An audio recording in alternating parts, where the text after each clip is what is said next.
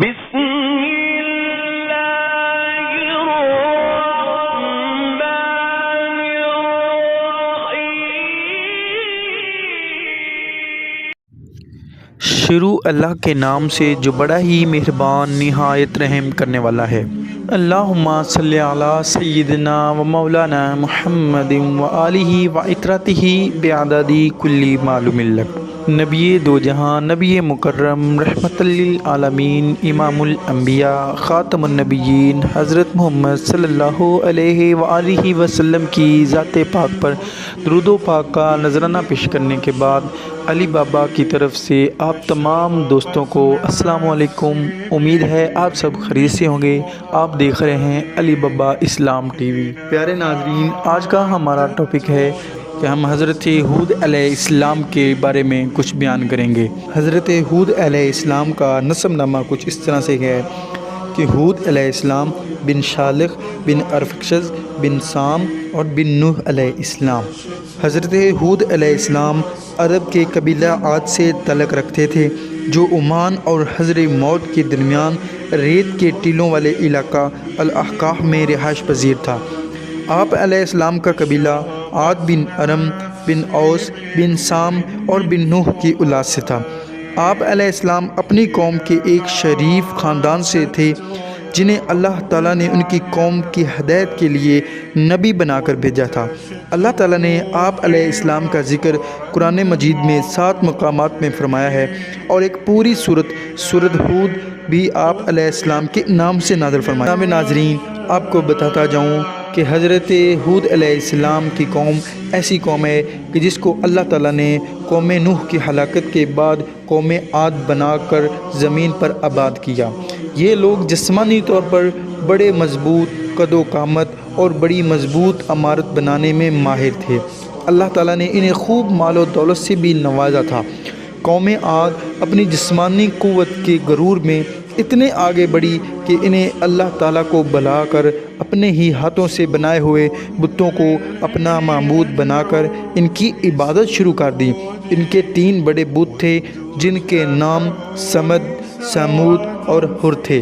قوم عاد کو گمراہی سے نکال کر ہدایت کی طرف لانے کے لیے اللہ تعالیٰ نے ان کے قوم کے ایک فرد حضرت ہود علیہ السلام کو نبی بنا کر اللہ تعالیٰ نے قرآن پاک میں فرمایا ہے، اے نبی صلی اللہ علیہ وآلہ وسلم، کیا آپ نے نہیں دیکھا آپ کے رب نے قوم عاد کے ساتھ کیا سلوک کیا، یعنی کہ ارم کی اولاد کے ساتھ جو کہ قد و قامت میں ستونوں جیسے تھے اور طاقت میں ان جیسے دنیا میں لوگ پیدا ہی نہیں کیے گئے۔ اور ایک اور صورت میں اللہ تعالیٰ نے ارشاد فرمایا ہے، اور ہم نے قوم عاد کی طرف سے ان کے بھائی ہود علیہ السلام کو نبی بنا کر بھیجا۔ حضرت ہود علیہ السلام کی قوم ایسی قوم تھی کہ جن کو عمارات اور محل بنانے کا بہت شوق تھا، اور وہ بھی کھلے صحراؤں، میدانوں اور ریتوں اور پہاڑوں پر بناتے تھے اور ان میں رہتے بھی نہیں تھے۔ ان کے لیے یہ گھر، محلات، بڑے بڑے مضبوط محلات بنانا ایک کھیل تماشا تھا۔ ہود علیہ السلام ان کو فرمایا کرتے تھے کہ آپ اپنا وقت کیوں ضائع کر رہے ہیں، کیوں ان میں لگے ہوئے ہیں، اور آپ نے ہمیشہ ان میں سے تو نہیں رہنا، آپ نے ایک دن چلے جانا ہے اور پھر دوبارہ زندہ ہونا ہے۔ تو پھر وہ اس بات سے انکار کرتے تھے کہ ہم نے صرف ایک بار ہی مرنا ہے، دوبارہ زندہ کون ہوتا ہے مرنے کے بعد۔ ہود علیہ السلام نے اپنی قوم کو سمجھانے کی بھرپور کوشش کی اور انہیں بتایا، اے میری قوم، اللہ کے سوا کسی کی عبادت نہ کرو، وہی تمہارا حقیقی معبود ہے اور یہ بت پرست کوئی معبود نہیں ہے۔ میں اللہ کی طرف سے تمہاری خیر خواہی کے لیے نبی بنا کر بھیجا گیا ہوں۔ مجھے تو تم سے کوئی دنیاوی لالچ نہیں، میں تو صرف اللہ عز و جل کی رضا کا طلبگار ہوں۔ اگر اللہ تعالیٰ نے مجھ سے راضی ہو گیا تو مجھے بہترین صلح عطا فرمائے گا۔ میں تمہارا خیر خواہ ہونے کی حیثیت سے تمہاری نصیحت کرنے آیا ہوں کہ اگر تم بتوں کی پوجا چھوڑ کر اللہ تعالیٰ کے فرما بردار بندے بن جاؤ تو اس کا فائدہ تمہیں دنیا میں بھی ملے گا اور آخرت۔ ہود علیہ السلام نے کہا، اے میری قوم، میں بے وقوف نہیں ہوں، بلکہ میں تو تمام جہانوں کے پروردگار کا بھیجا ہوا پیغمبر ہوں۔ میں تو تمہیں اپنے پروردگار کے پیغامات پہنچاتا ہوں اور میں تمہارے امانت دار خیر خواہ ہوں، اور کیا تم اس بات پر تعجب کرتے ہو کہ تمہارے رب کی طرف سے تمہارے پاس تم ہی میں سے ایک آدمی پر وحی نازل ہوئی ہے تاکہ وہ تمہیں ڈرائے، اور وہ حالت بھی یاد کرو کہ جب اللہ نے تم کو قوم نوح کے بعد جانشین بنایا اور دوسروں کے مقابلے میں تمہیں زیادہ قوت و جسامت عطا فرمائی۔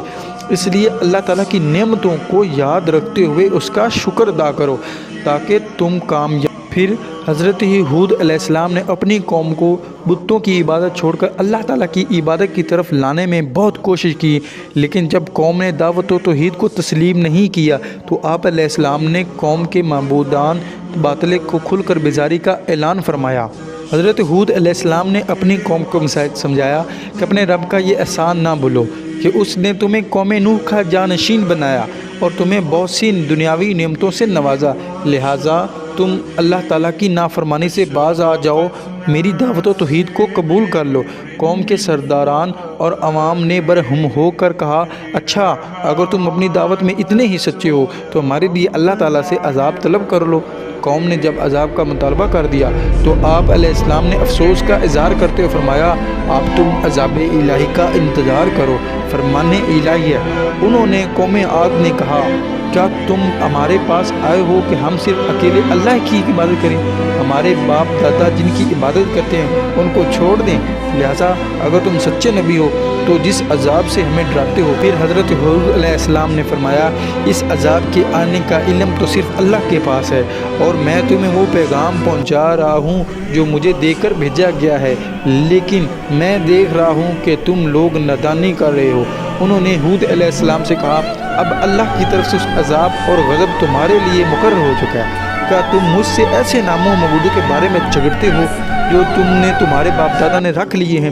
ان بتوں کے معبود ہونے کے اللہ نے کوئی دلیل نازل نہیں فرمائی، تو پھر رب تم پہ عذاب کا انتظار کرو، بے شک میں تمہارے ساتھ تم پر عذاب آنے کا انتظار کرتا۔ جب حضرت ہود علیہ السلام نے اپنی قوم کے خلاف مدد کی درخواست کی تو اللہ تعالیٰ نے فوراً آپ علیہ السلام کی درخواست قبول فرما لی اور قوم عاد پر سخت ترین عذاب ہولناک آندھی کی صورت میں ایک نازل فرمائی، جس سے آپ علیہ السلام کی قوم کے تمام نافرمان لوگ ہلاک ہو گئے، صرف مومن اللہ کی رحمت سے عذاب الہی سے محفوظ رہے۔ پھر اللہ تعالیٰ نے قوم عاد کا عذاب قرآن مجید میں کچھ اس طرح بیان فرمایا ہے، قوم عاد نے بھی حق کو جھٹلایا، دیکھ لو پس کیا تھا کہ میرا عذاب اور میرے ڈرانے والے باتیں، بلا شبہ ہم نے ان پر ایک نحست کے دن تیز و تندر مسلسل چلنے والی ہوا بھیج دی جو کہ لوگوں کو اٹھا اٹھا کر ایسے پھینک رہی تھی جیسے وہ جڑ سے اکھڑے ہوئے کھجور کے تنے ہوں۔ پس کیسا تھا میرا عذاب اور قوم عاد سخت آندھی سے ہلاک کر دی گئی۔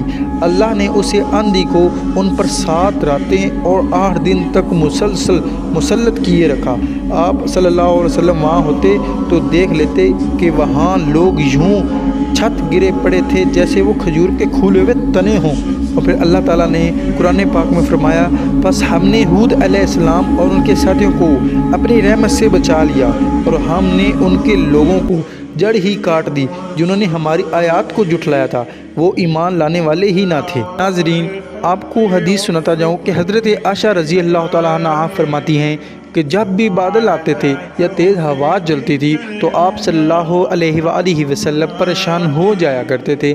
میں نے پوچھا، اے اللہ کے رسول صلی اللہ علیہ وآلہ وسلم، آپ پریشان کیوں ہو جاتے ہیں جبکہ لوگ تو انہیں بادلوں کو دیکھ کر خوش ہوتے ہیں؟ آپ صلی اللہ علیہ وسلم نے فرمایا، اے عائشہ، میں کیسے مطمئن ہو جاؤں؟ ہو سکتا ہے کہ اس میں عذاب ہو، کیونکہ قوم عاد ہوا ہی سے ہلاک ہوئی تھی۔ اس نے عذاب کو گھٹا دے کر کہا تھا، یہ بادل آ گیا ہے جو ہم پر خوب برسے گا۔ حضرت عائشہ رضی اللہ تعالیٰ عنہا فرماتی ہیں کہ بارش کے وقت آپ صلی اللہ علیہ وآلہ وسلم یہ دعا مانگتے تھے، اس کا ترجمہ یہ ہے، اے اللہ، میں آپ سے اس کی ہوا سے اور میں جو اس میں جو بھلائی ہے اور جسے یہ ساتھ لے کر آئی ہے اس بھلائی کا طلب کرتا ہوں، اور میں آپ سے اس کی اور جو اس میں جس چیز کے ساتھ یہ بھیجی گئی ہے اس برائی سے آپ کی پناہ مانگتا ہوں۔ جب آسمان پر بادل آتے تو آپ صلی اللہ علیہ وسلم کبھی کمرے میں داخل ہوتے تو کبھی باہر نکلتے۔